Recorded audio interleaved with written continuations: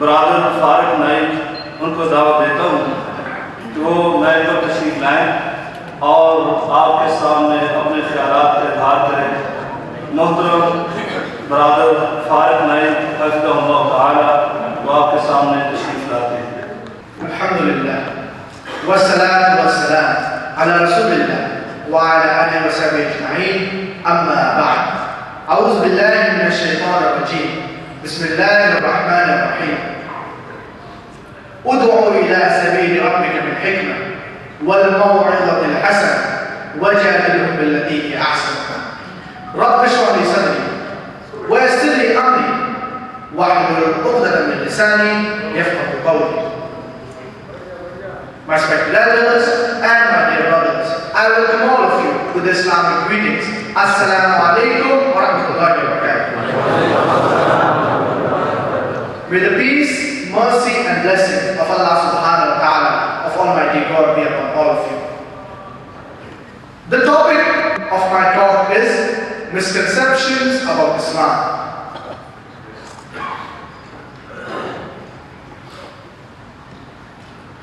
What is the meaning of the word da'wah? Da'wah means a call. It means an invitation.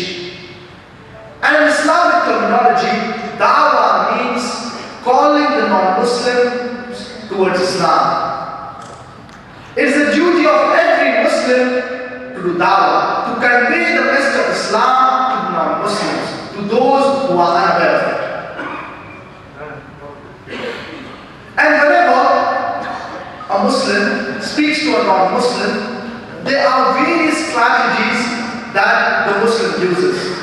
when we speak to non-Muslims, we use various strategies for doing da'wah. Some are less effective, others are more effective. Normally, when a Muslim meets a non-Muslim, he speaks to him 100 good points about Islam. Even if the non-Muslim, he agrees with all the 100 good points that have been spoken about Islam, yet at the back of his mind, he will have a few negative points. He may say, I do agree with the good points you have spoken, but you are the same Muslim who's a terrorist. You are the same Muslim who's a fundamentalist. You are the people who subjugate the woman by keeping them behind the veil. These few negative points at the back of his mind will prevent him from accepting the beauty of Islam. That's the reason when I meet a non-Muslim, what I prefer, I ask him up front, what do you feel is wrong with Islam? With a limited knowledge, whether it be right or wrong, what do you feel is wrong with Islam? And I make him comfortable. And after he's made comfortable, he poses 3 or 4 questions. And there are a set of 20 most common questions asked by non-Muslims about Islam. And these 3 or 4 questions, they invariably fall in the 20 most common questions about Islam that the non-Muslims have about Islam. Every Muslim, he should be aware of these 20 most common questions, and we should also know the replies to these 20 most common questions asked by non-Muslims regarding Islam. It is better that we Muslims know the reply to 20 most common questions rather than only knowing the reply to 20 to 100 or 200 uncommon questions. So we need to know the reply to these 20 most common questions asked by non-Muslims regarding Islam.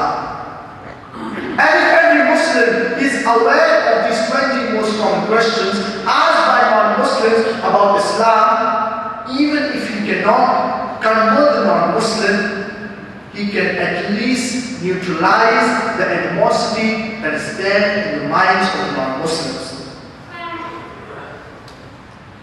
Now these 20 most common questions, they are the same wherever you go.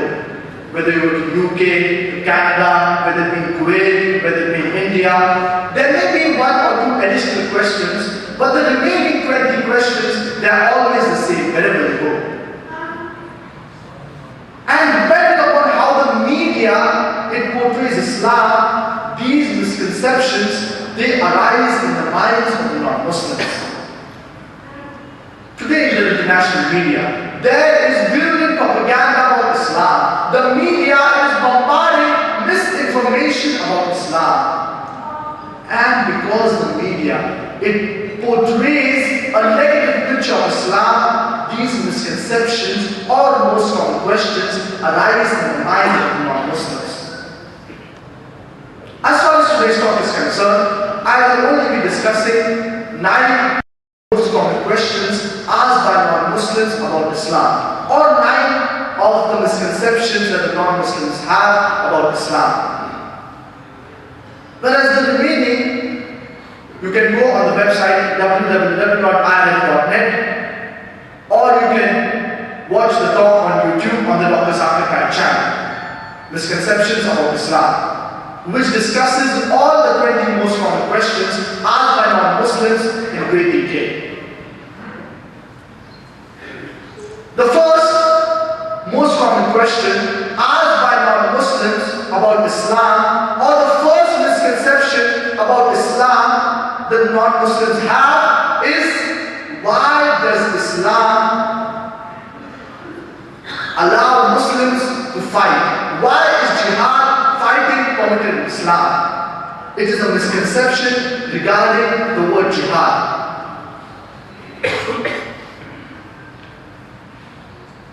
Now, many of the non-Muslims and many of the Muslims, they think Jihad is any war fought by any Muslim, whether it be for any reason, whether it be for land, whether it be for property, whether it be for wealth, whether it be for language. Jihad does not mean any war fought by any Muslim, whether it be for land, whether it be for property, whether it be for language. Jihad is derived from the Arabic word jahada, which means to strive, which means to struggle. Jihad means to strive and struggle against one's own evil inclination. Jihad also means to strive and struggle to make the society better. Jihad also means to strive and struggle against oppression. Jihad also means to strive and struggle in self-defense in the battlefield. So jihad basically means to strive to struggle. For example, if a student is striving and struggling to pass in the examination, in Arabic we would say that he's doing jihad. Many people, they have a misconception that jihad can only be done by Muslims. There are several verses in the glorious Quran talking about jihad being done by non-Muslims. Allah subhanahu wa ta'ala says in Surah Luqman, chapter 31, verse 14, that are enjoined upon man kindness to his parents. The next verse, Surah Luqman, chapter 31, verse 15, Allah subhanahu wa ta'ala says that if the parents did jihad, strive and struggle to make you worship others besides Allah subhanahu wa ta'ala, then do not obey them, but yet live with them with love and compassion. Allah subhanahu wa ta'ala says in Surah Al-Kabut, chapter 29, verse 8, that we have enjoined upon man kindness of his parents. And if the parents, they do jihad, they strive and struggle to make you worship others besides Allah subhanahu wa ta'ala, then do not obey them, but yet live with them with love and compassion. So here, Allah subhanahu wa ta'ala is talking about non-Muslim parents who are doing jihad, striving and struggling to make their children worship others besides Allah subhanahu wa ta'ala. So this type of jihad is jihad fi sabil shaitan. What we Muslims should do is jihad fi sabilillah, jihad in the path of Allah.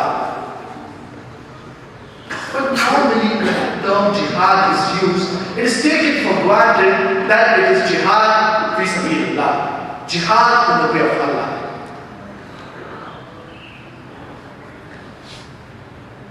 And many of the non-Muslims and many so-called Muslim scholars in the word of commerce, they translate the word jihad as holy war. This word holy war, if you translate it into Arabic, it means Harbul Muqaddasah. This word Harbul Muqaddasah is nowhere to be found in the glorious Quran or in the authentic hadith of the Prophet sallallahu alaihi wasallam. So jihad does not basically mean a war. One type of jihad is qital, that is fighting in the way of Allah subhanahu wa ta'ala. But jihad does not basically mean a war. Jihad basically means to strive. It means to struggle.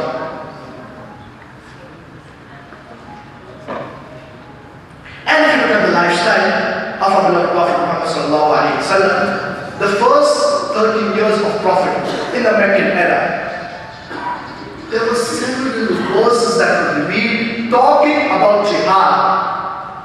But the Prophet ﷺ, he never fought physically fighting when these verses were revealed in Makkah. It was later on when the Prophet ﷺ went to Medina, there the wars took place. And Allah subhanahu wa ta'ala says in Surah Al-Hud, chapter 29, verse 69, وَالَّذِينَ جَاهَدُوا فِينَا لَنَهْدِيَنَّهُمْ سُبُلَنَا وَإِنَّ اللَّهَ مَعَ الْمُحْسِنِينَ.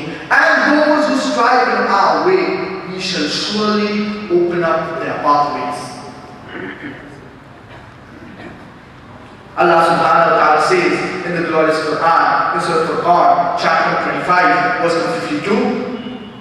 فَلَا تُطِعِ الْكَافِرِينَ وَجَاهِدْهُمْ بِهِ جِهَادًا كَبِيرًا.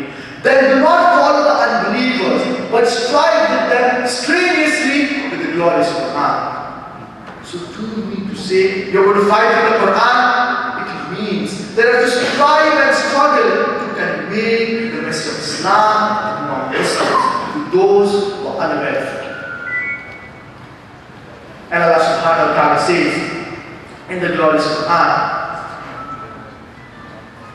in Surah Al-Ma'idah, chapter 5, verse 22, من قتل نفسا بغير نفس أو فساد في الأرض فكأنما قتل الناس جميعا ومن أحياها فكأنما أحيا الناس جميعا.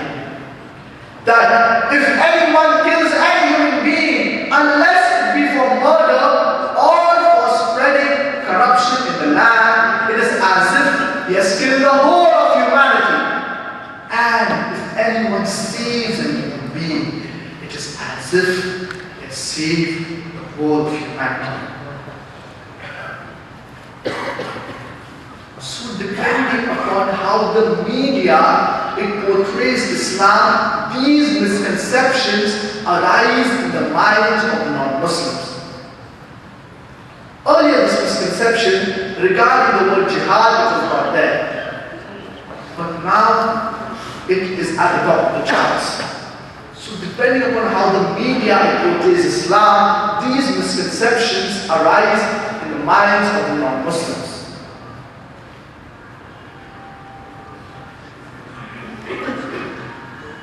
The second most common question or misconception that the non-Muslims have about Islam is that why are most of the Muslims fundamentalists? What is the meaning of the word fundamentalist? Fundamentalist is a person who follows the fundamentals of a particular subject. For example, for a person to be a good mathematician, he should know, follow, and strive to practice the fundamentals of math. Unless he is a fundamentalist in the field of math, he cannot be a good mathematician. For a person to be a good doctor, he should know, follow, and strive to practice the fundamentals of medicine. Unless he is a fundamentalist in the field of medicine, he cannot be a good doctor. For a person to be a good scientist, he should know, follow, and strive to practice the fundamentals of science. Unless he is a fundamentalist in the field of science, he cannot be a good scientist. You cannot paint all fundamentalists with the same brush, that all are good or all are bad. Depending upon which field the person is a fundamentalist, you have to label him accordingly. For example, there is a fundamentalist robber whose profession is to rob. He is a bane for the society. He is bad for the society. On the other hand, there is a fundamentalist doctor whose profession is to save human lives. He is a good for the society. He is a benefit for the society. He is good for the society. So depending upon which field the person is a fundamentalist, you have to label him accordingly. As far as I am concerned, I am a fundamentalist Muslim and I am proud to be a fundamentalist Muslim because I know and I strive to follow the fundamentals of Islam, and I know that there is not a single fundamental of Islam which is against humanity as a whole. I challenge any human being to point out a single fundamental of Islam which is against humanity as a whole. There may be some fundamentals which some people may think they are against humanity, but the moment you give the logical background, there is not a single fundamental of Islam which is against humanity as a whole. According to the Webster Dictionary, fundamentalist was first used to describe a group of American Protestant Christians. The Christian church, they believed the Bible was the word of God. But these American Protestant Christians, they not only believed that the Bible was the word of God, but they said that every word, every letter of the Bible is the word of God. If anyone can prove that every word, every letter of the Bible is the word of God, then this movement is a good movement.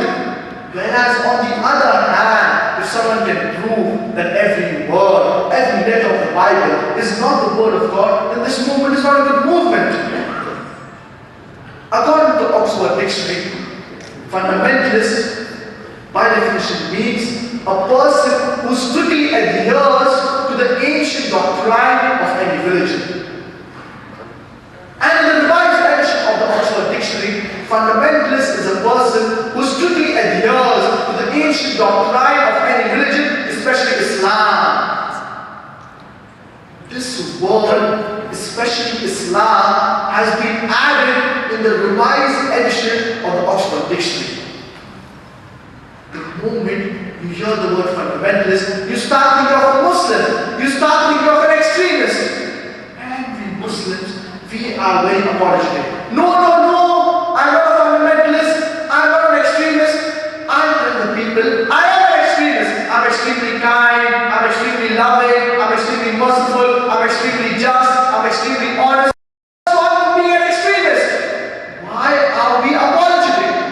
What's wrong in being extremely kind, extremely honest, extremely loving, extremely just? But we should only be an extremist in the right direction.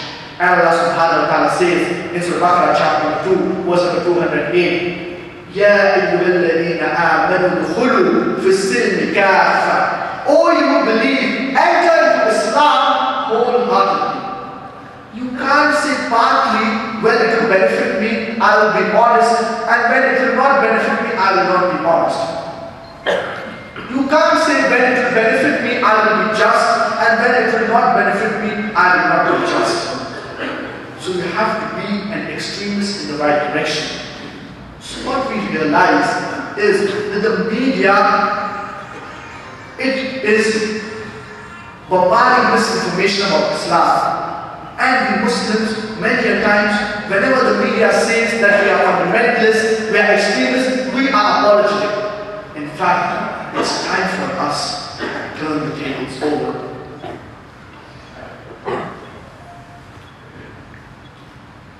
The third most common question or misconception that the non-Muslims have about Islam is that why are most of the Muslims terrorists? What is the meaning of the word terrorist? Terrorist by definition means a person who causes terror. Whenever a robber sees a policeman, he is terrified. So for the robber, the policeman is a terrorist. And many a time, two different labels are given to the same person for the same activity. More than 60 years back, before India gained its freedom, there were few people who were fighting for the freedom of the country. And these people, by the British government, they were called as terrorists. Whereas by the common Indians, they were called as freedom fighters, as patriots. Same people, same activity, but two different labels. If we agree with the view of the Britishers that the British had come to rule over India, then we would call these people as terrorists. Whereas, if you agree with the view of the common Indians that the Britishers had come to trade, they had no right to rule over us, then we would call these people as freedom fighters, as patriots. Same people, same activity, but two different labels. And we have several such examples. We have the example of George Washington. When America was ruled by the Britishers, during the American Revolution in 1775, George Washington, he was called as terrorist number 1 by the Britishers. Later on, when America gets its freedom, George Washington, he becomes the president of USA. Imagine terrorist number 1 becomes the president of USA. And he happens to be the godfather of all the presidents, including George Bush. We have the example of Nelson Mandela. When South Africa was ruled by the white apartheid government, Nelson Mandela was imprisoned in Robben Island for more than 25 years. And Nelson Mandela, by the white apartheid government, was called as terrorist number 1. Later on, when the white apartheid government is thrown out, Nelson Mandela, he becomes the president of South Africa and he gets the Nobel Prize for Peace. Imagine, terrorist number 1 gets the Nobel Prize for Peace. It is not that he was bad, then he became good. For the same activity for which he was called as a terrorist, he gets the Nobel Prize for Peace.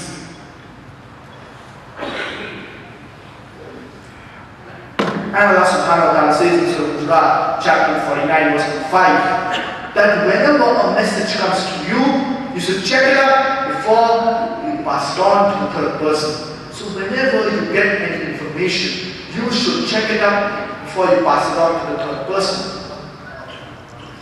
So you have realized the media is very powerful. Whatever label the media gives a person, that label gets stuck to him. And unfortunately, we Muslims, we are very backward as far as media is concerned. We need to use the same media to convey the message of Islam to non-Muslims, to those who are unaware of it.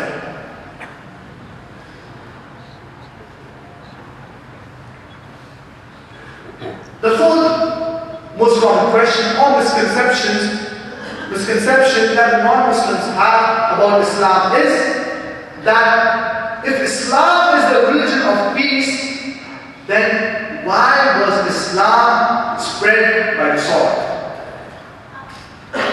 Islam comes from the root word salam, which means peace.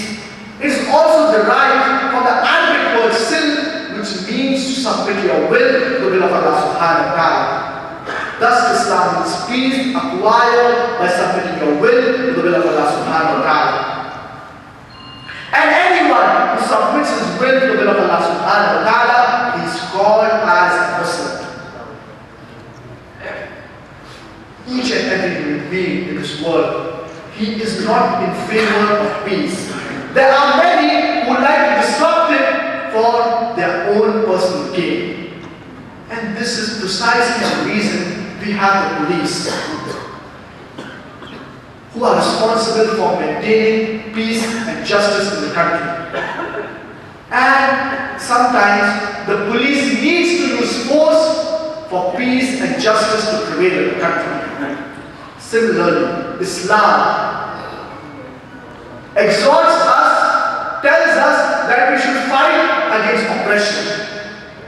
And Islam is a religion of peace. But Islam permits force to be used in certain circumstances so that peace and harmony will prevail.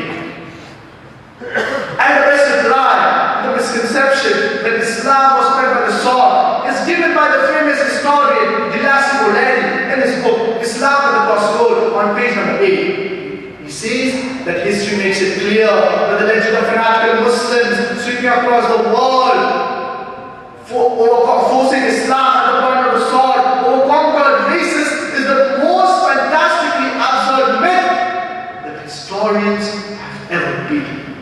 I would like to repeat the statement. Dilas Molleni in his book Islam at the Crossroad on page number 8, he says that history makes it clear that the legend of fanatical Muslims sweeping across the world forcing Islam at the point of the sword over conquered races is the most fantastically absurd myth that historians have ever repeated.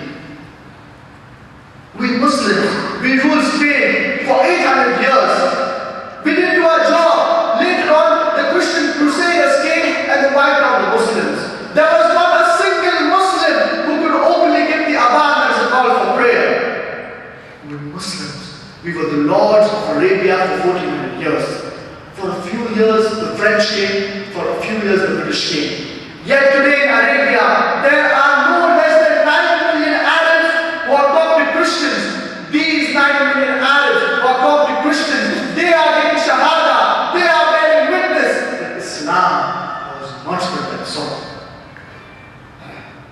We Muslims, we ruled India for about 1,000 years. Yet today in India, more than 80% of the Indians, they are not Muslims. These 80% non-Muslim Indians, they are giving Shahada, they are bearing witness that Islam was not the sword. Indonesia has the maximum number of Muslims. Which Muslim army went to Indonesia? Which Muslim army went to Malaysia, which has more than 50% Muslims? Which Muslim army went to the east coast of Africa? Which sword? The reply is given by Thomas Carlyle in his book, Heroes and Hero Worship.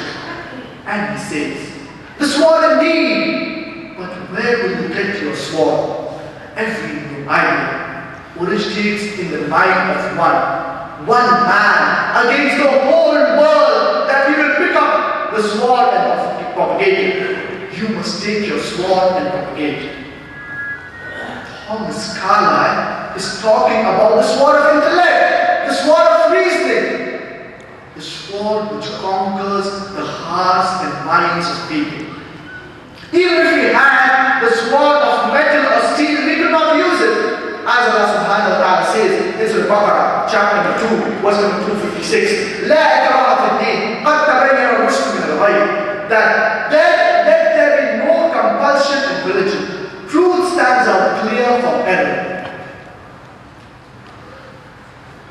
So even if we had the sword of metal and steel, we could not use it.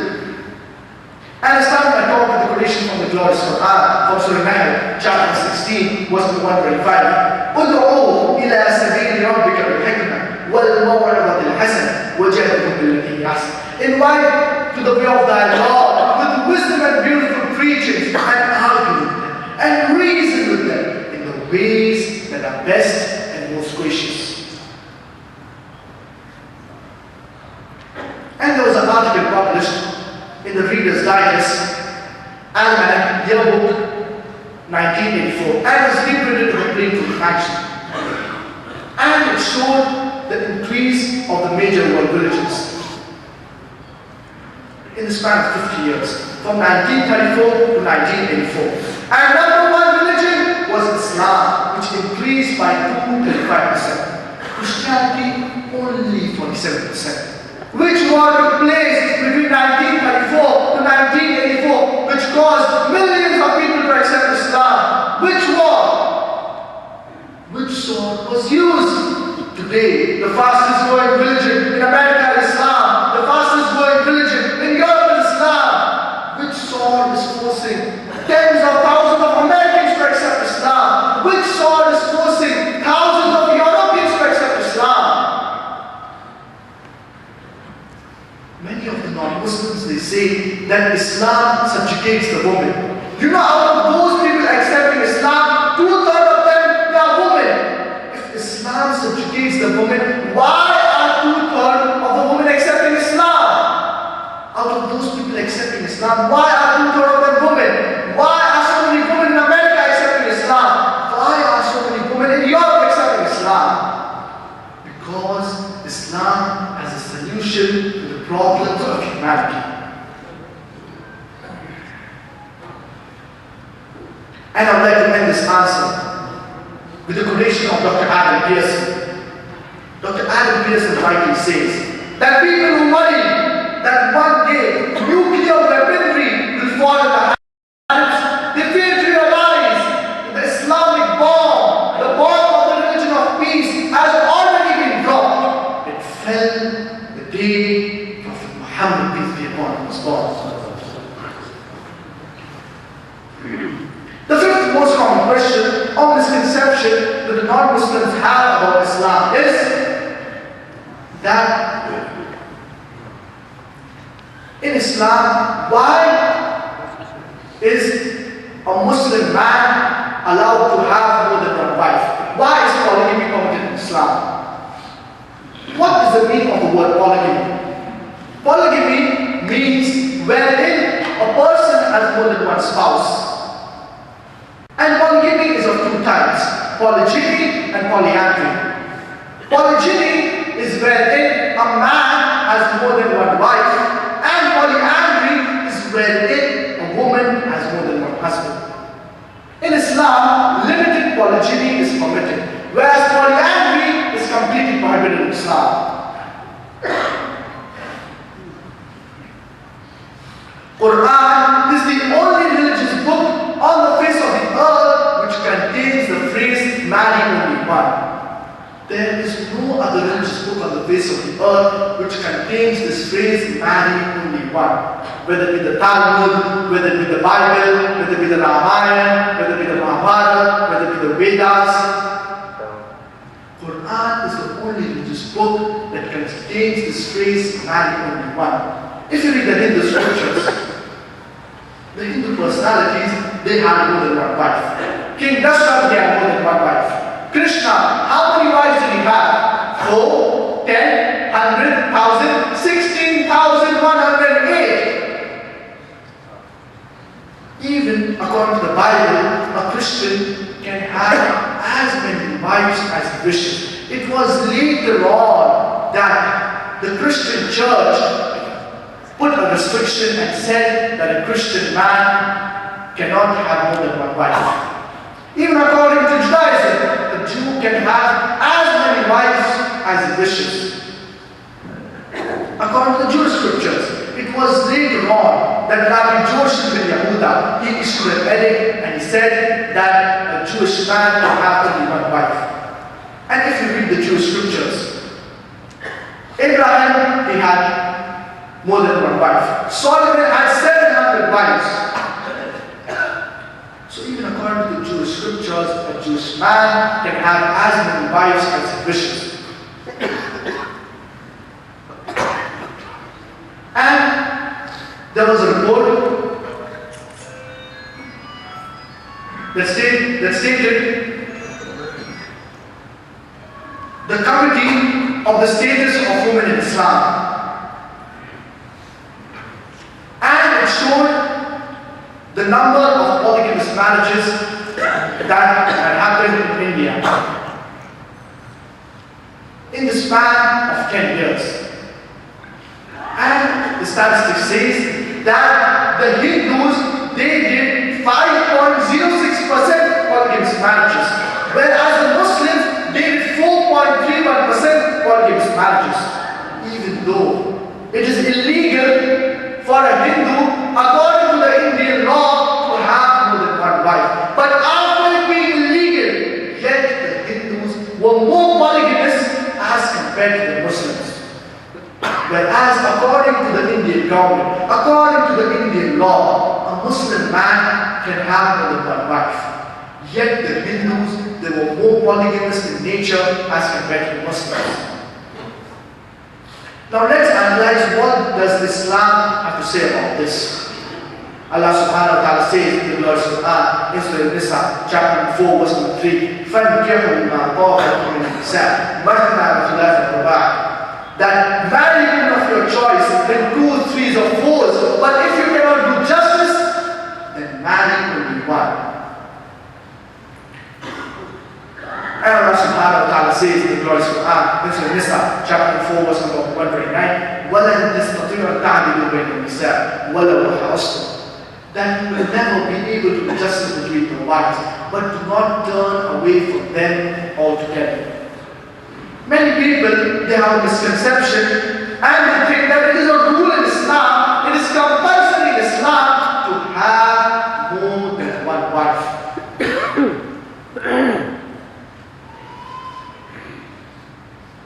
Whereas the Islamic rulings can broadly be classified into 5 categories. Fard, mustahab, fard that is compulsory, mustahab that is recommended.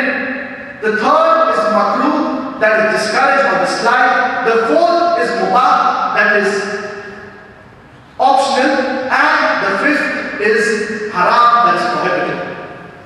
So as far as for a man to have more than one wife, as far as polygyny is concerned, it comes in the category of mubah, that is optional. Now let's analyze what are the logical reasons why Islam permits a Muslim man to have more than one wife. If we analyze, normally child is born, the male and female, they are born in equal proportion. But in the pediatric age itself, if you ask any pediatrician, he will tell you that the female sex is the stronger sex. So in the pediatric age itself, there are more deaths in male as compared to females. As life goes on, there are deaths due to drug addiction, due to alcoholism, due to accidents. In all of these cases, there are more men who die as compared to women. And today in the world, there are more women as compared to men, except in few third world countries and in few countries like India, because female infanticide and female infanticide is practiced. And there was a BBC report on the program assignment. The topic was, let her die. A British reporter by the name of Emily Beckham states that every day in India, more than 3,000 fetuses have been aborted ever after they identify the females. And if you multiply this by 365, the number of days, more than 1 million fetuses have been aborted in India ever after they identify the females. And according to the Tamil Nadu Government Hospital, out of 10 females born alive, 4 are put to death. Today in the world, there are more female as compared to male. In USA alone, there are 4.8 million females more than males. In New York alone, there are 0.5 million females more than males. In Russia alone, there are 10 million females more than males.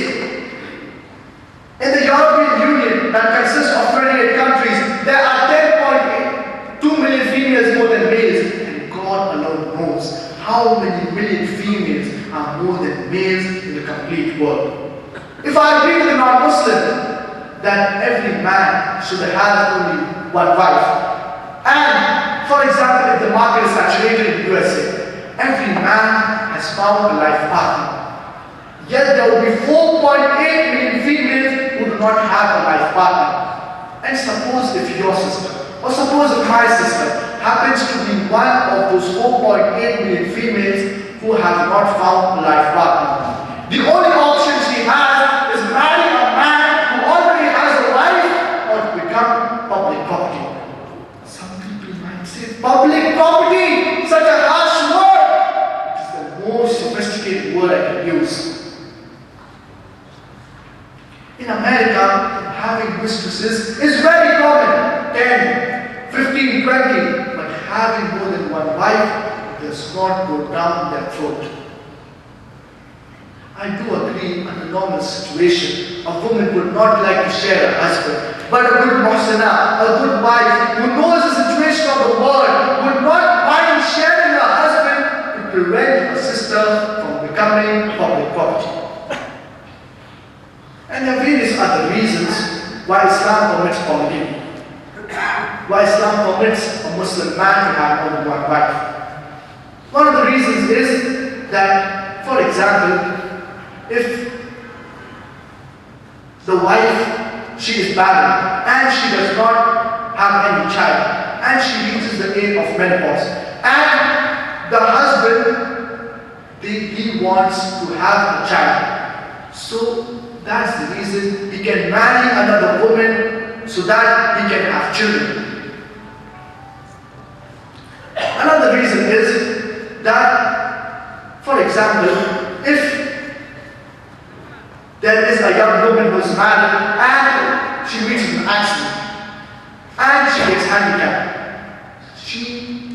and she's not able to fulfill her duties of a mother or of a wife. So a Muslim man can marry another woman so that his second wife can take care of the children and give the children a good upbringing.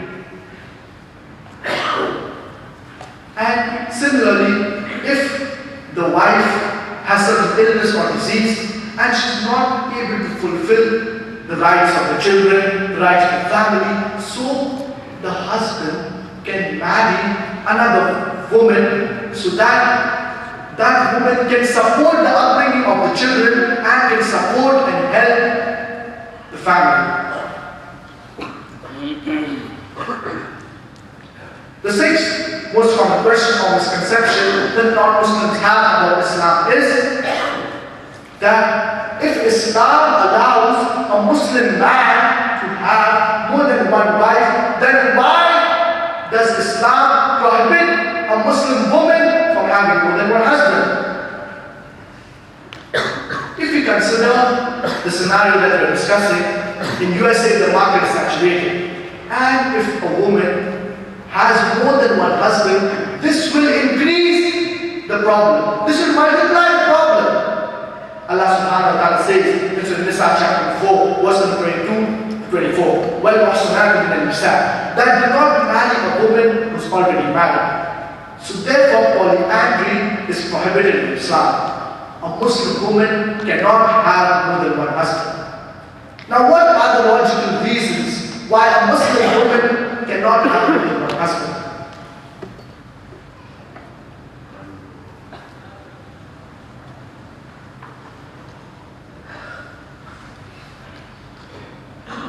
So now, what are the logical reasons why a Muslim cannot have more than one husband? Why a Muslim woman cannot have more than one husband? Now, if we analyze that, what are the logical reasons? So now, if we analyze that if a woman has more than one husband, so if a man has more than one wife, so the possibility is that you can easily identify the father and the mother. Whereas when a woman has more than one husband, you will be able to identify the mother, but you will not be able to identify the child, the father. And we know, psychologists, they tell us that it is very important for the proper upbringing of a child that the child knows his father and his mother. And if you happen to admit the child in school, you may have to give two names. Now, another reason is that a man is biologically more capable of doing the role of multiple husbands. Whereas a woman, she has various behavioral changes that take place in her, like the menstrual cycle, etc., that she cannot do the role of multiple wives. And a man is more polygamous in nature as compared to the woman. And one more point is that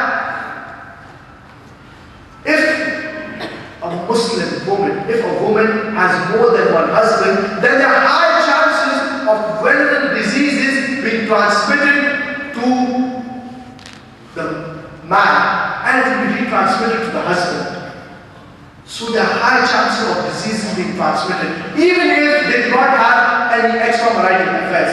Whereas if a man has more than one husband, and if they do not have extramarital affairs, then there are very few chances. There are very less chances of these venereal diseases being transmitted if a man has more than one wife. So that is the reason in Islam, a Muslim man is allowed to have more than one wife, whereas a Muslim woman is prohibited from having more than one husband. Now, the seventh most common question or misconception that is there in the minds of the non-Muslims about Islam is that why does Islam subjugate the woman by keeping her behind the veil? Before I discuss the answer, let's look at the history of the woman, the status of women in the past civilization. If you look at the history of the Babylonian civilization, women, they were oppressed, and prostitution and nudity was common. If you look at the history of the Greek civilization, they believed in an evil woman by the name of Pandora, who was the cause of all evil. And prostitution and nudity was common. If you look at the history of the Roman civilization, at the zenith of its glory, a man had the right to even take the life of his wife. In the history of the Babylonian civilization, a man, if he committed murder, his wife was put to death. If you look at the history of the Egyptian civilization, they believed that the woman was a sign of the devil. and they believed the woman was evil. If you look at the history of the Arab civilization, the pre-Islamic Arabia, before the glorious Quran was revealed, they often buried their daughters alive. Alhamdulillah, Summa Alhamdulillah, after the revelation of the glorious Quran, this evil practice has stopped in Arab lands. Now many people, they talk about hijab for the woman. Allah subhanahu wa ta'ala first talks about hijab for the man. Allah subhanahu wa ta'ala says in Surah Hud, chapter 24, verse 30, قُلْ لِلْمُؤْمِنِينَ يَغُضُّوا مِنْ أَبْصَارِهِمْ وَيَحْفَظُوا فُرُوجَهُمْ. Say to the believing man that he should lower his gaze and guard his modesty. Whenever any man looks at any woman, if any blazing thought, if any arising thought comes to his mind, he should lower his gaze. The next verse Allah subhanahu wa ta'ala says in Surah Hud, chapter 24, verse 31, قُلْ لِلْمُؤْمِنَاتِ يَغْضُضْنَ مِنْ أَبْصَارِهِنَّ وَيَحْفَظْنَ فُرُوجَهُنَّ وَلَا يُبْدِينَ زِينَتَهُنَّ إِلَّا مَا ظَهَرَ مِنْهَا. And say to the believing woman that she should lower her gaze and guard her modesty and display not her beauty except what is ordained thereof. And tell her to draw her veil over bosoms and display not her beauty except in front of their husbands, their fathers, their sons. And there is a big list of mahrams, of close relatives who cannot marry. Now there are basically 6 criteria for hijab that are mentioned in the authentic hadith of the Prophet ﷺ. The first is the extent for the man and for the woman. For the man, it is from the navel to the knee. For the woman, it is the complete body should be covered. The only parts that can be seen are the face and the hands after the wrist. And certain scholars say even this should be covered. The remaining 5 criteria are same for the man and for the woman. The second is that the clothes they wear, it should be loose. It should not be tight-fitting. It should not reveal the figure. The third, it should not be translucent or transparent. The fourth, that it should not be so glamorous that it attracts the opposite sex. The fifth, that it should not be that of the opposite sex. And the sixth is that it should not resemble that of the unbelievers. These are basically 6 criteria for hijab. And this does not consist of the complete hijab. There is hijab of the eyes, hijab of the way you walk, hijab of the way you talk. This consists of the complete hijab. And Allah subhanahu wa ta'ala says in Surah Ahzab, chapter 33, verse 59, يَا أَيُّهَا النَّبِيُّ قُلْ لِأَزْوَاجِكَ وَبَنَاتِكَ نِسَاءِ الْمُؤْمِنِينَ. O Prophet, tell your wives and your daughters and the believing women that when they go abroad to put on their cloak, so that they shall be recognized and it will prevent them from being molested. And I'd like to give you an example. If there are twin sisters and both of them they are equally beautiful, and one is dressed in the Islamic hijab, there is a complete body is covered, the only parts that can be seen are the face and the hands and the wrist, and the other woman or girl, she is dressed in the miniskirts or shorts with the deep neck, and both of them they are equally beautiful, and they are walking down the streets of Kuwait along the Corniche.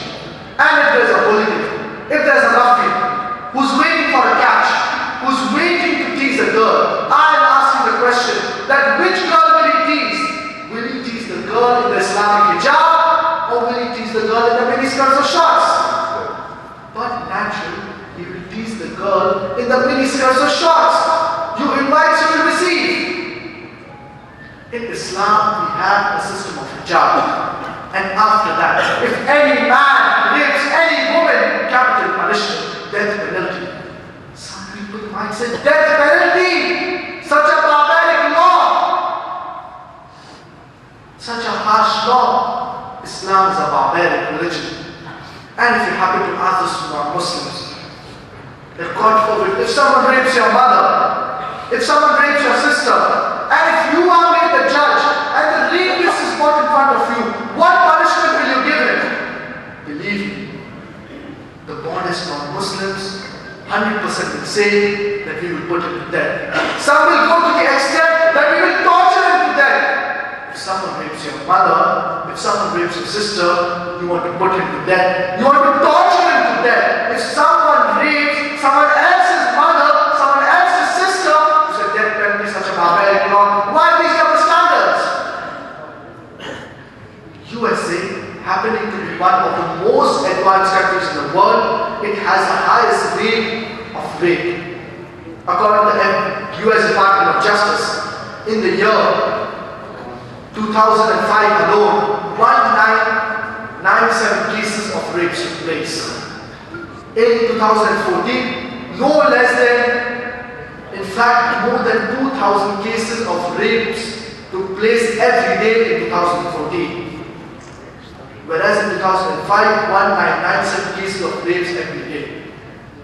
USA happening to be the most advanced country in the world. I'm asking the question that if you implement the Islamic Sharia, that the woman, her complete body should be covered, the only part that can be seen are the face and the hands up to the wrist, and after that, if any man rapes any woman, capital punishment, death penalty. I'm asking the question that will the rate of rape in America, will it increase? Will it remain the same? Or will it decrease?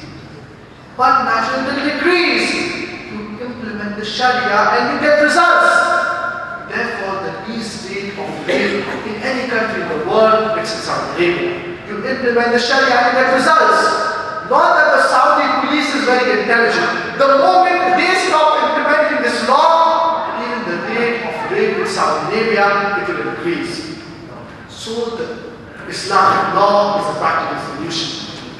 The woman liberalization that is promoted by the Western media is nothing but a disguised form of exploitation of a woman's body, deprivation of her honor, and degradation of her soul.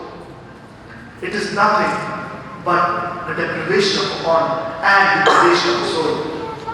The Western civilization claiming to uplift the woman, they have actually degraded her. Those things of concubines, mistresses, society butterflies, which are mere tools in the hands of pleasure seekers and sex marketers, which are made in the colorful sweet part culture.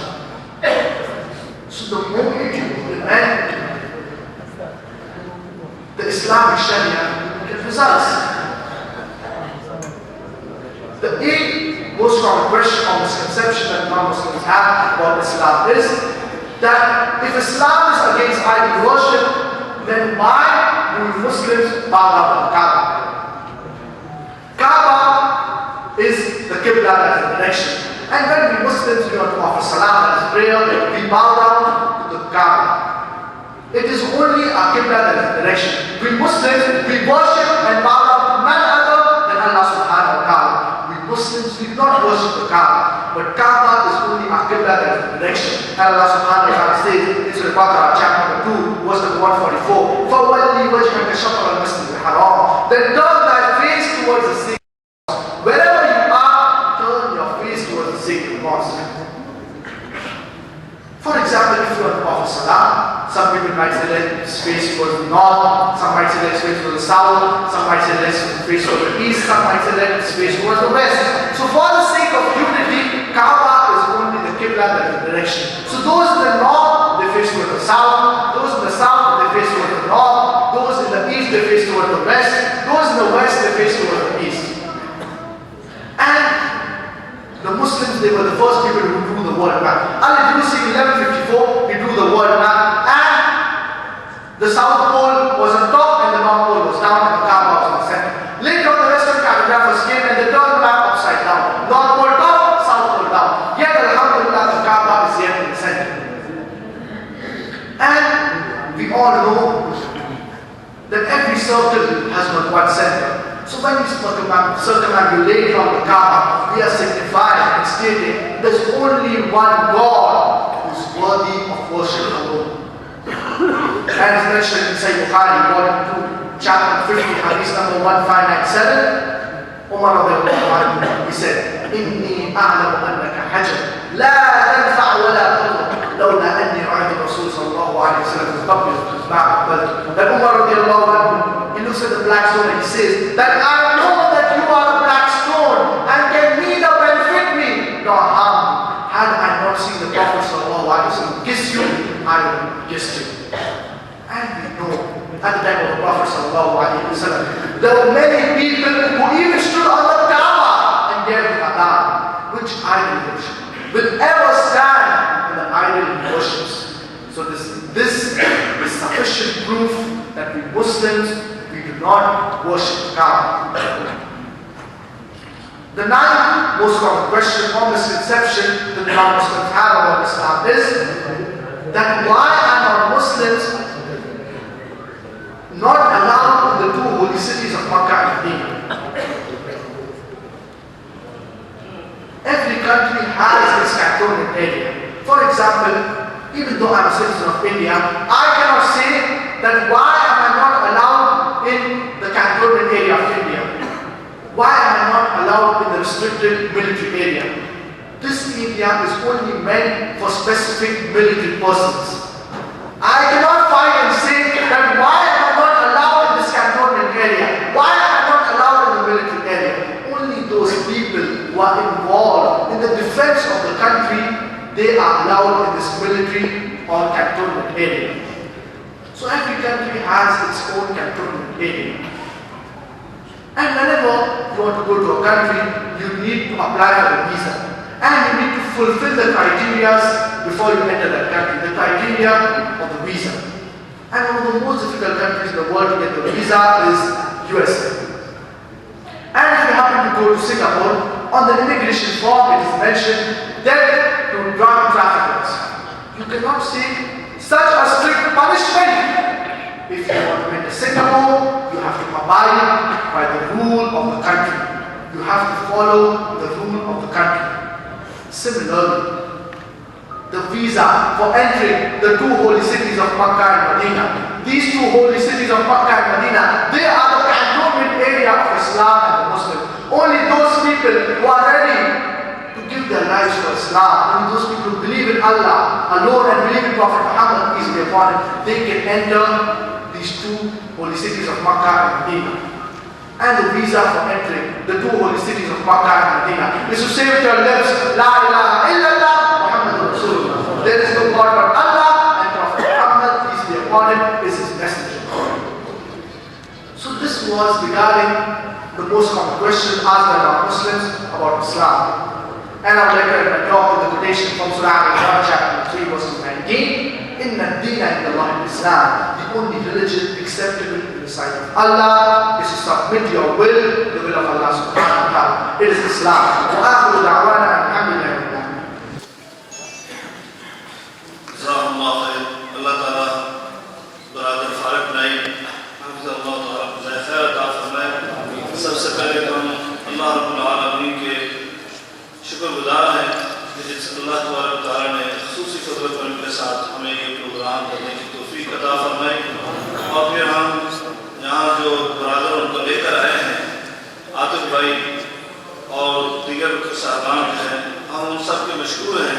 अल्लाह ताला ने हिदायत अता फरमाया कि उन्होंने हमारी दरख्वास्त को कबूल किया और बरादर फारूक नाइक को यहाँ लेकर आए।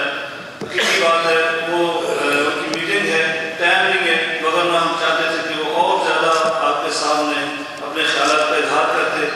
तो मैं चाहता हूँ कि हमारे मरकज़ दावत जालियात की तरफ से जो है बरादर फारूक नाइक की खिदमत में अपने मरकज़ की तरफ से भाई की तरफ से शीट पेश की जाए। तो मैं अपने मरकज़ के रईस मोहतरम शेख आरिफ मोहम्मदी साहब को कहता हूँ कि वो अपने फारूक नाइक की खिदमत में ये शीट जो है मरकज़ की तरफ से पेश करें। टाइम की किल्लत के पेश नज़र मैं शेख साहब से दरख्वास्त करता हूँ यहाँ तशरीफ लाएं और अपने दस्ते मुबारक के साथ बरादर फारूक नाइक की खिदमत में ये शीट पेश करें।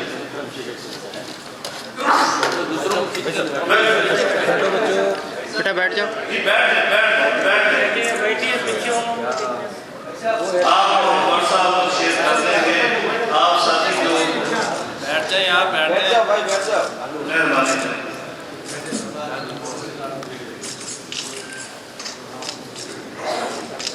मैं ये अरबाइन नौवी के 100 क्वेश्चन हमने दिए थे साथियों को कि अरबाइन नौवी किताब जो है वो पढ़कर उन्होंने तर्जमे देना था, उनका आंसर देना था, जवाब देना था। तो उसमें से बिलाल शफी ये साथी जो है इनकी तीसरी पोजीशन आई थी। बिलाल शफी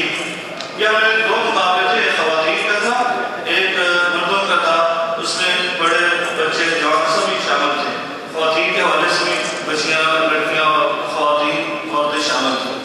تو بلال شفیق جو ہے وہ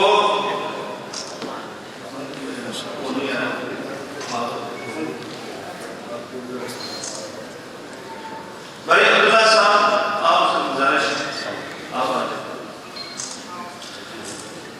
بھائی عبداللہ شاہ صاحب. دوسری پوزیشن ہے بھائی عبدالرحیم حاجی. بھائی عبدالرحیم حاجی.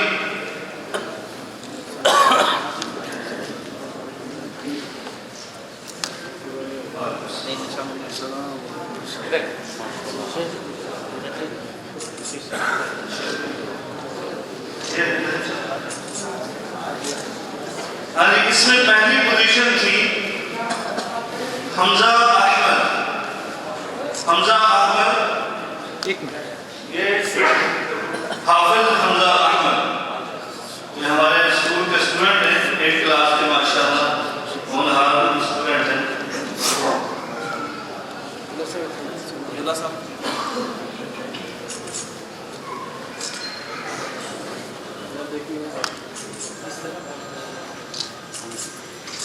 جزاک اللہ خیر. تو میں رئیس مرکزات الجاریات جناب شیخ عارف صاحب ان سے درخواست کرتا ہوں جو آپ کے سامنے آ کر دعائیہ کلمات اور دعا کے ساتھ اس پروگرام کا اختتام کریں.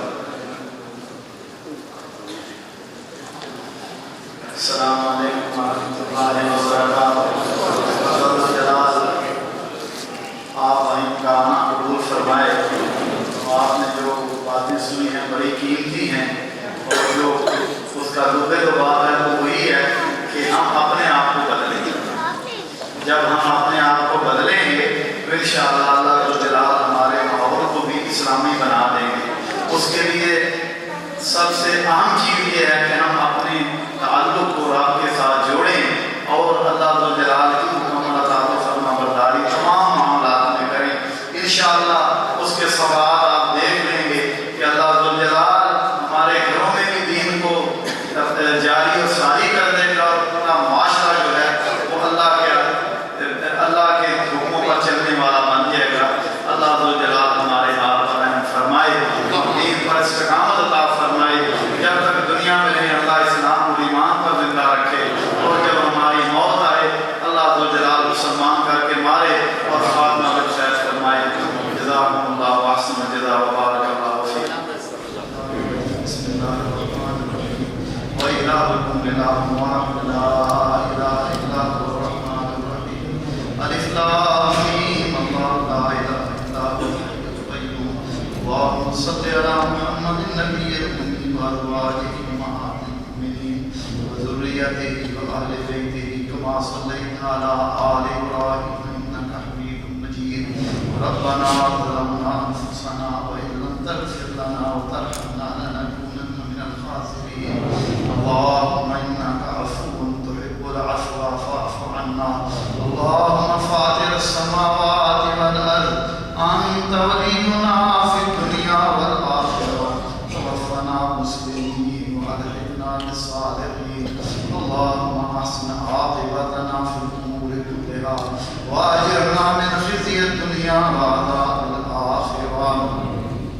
رب کریم غفور رحیم اللہ ہمارے گناہوں کو معاف فرما. یا اللہ دین پر استقامت نصیب فرما.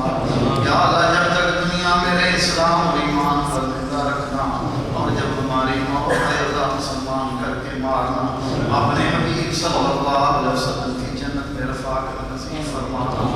رب کریم ہم میں جو بیمار ہیں انہیں شفاء کامل عاجلہ عطا فرما. رب کریم ہمیں بھی ہمارے بیماروں کو شفاء کامل عاجلہ عطا فرما. اللهم رب الناس اذهب البأس واشف انت الشافي لا شفاء الا شفاءك شفاء لا يغادر سقما. رب کریم ہمارے والدین پر رحم فرما. جیسے انہوں نے بچپن میں ہم پہ رحم کیا ان میں جو زندہ اللہ ان سے عافیت عطا فرما اور جو فوت ہو چکے اللہ ان کی مغفرت فرما. اللہ ان کی قبروں کو جنت کے باغ بنا. رب کریم غفور الرحیم جتنے بھی مسلمان مرد عورتیں حال ایمان میں اس دنیا سے چلے گئے اللہ سب کی مغفرت فرما. یا اللہ ہمارے اولادوں کو نیک بنا دین کے خادم بنا. اللہ نے ہماری या अल्लाह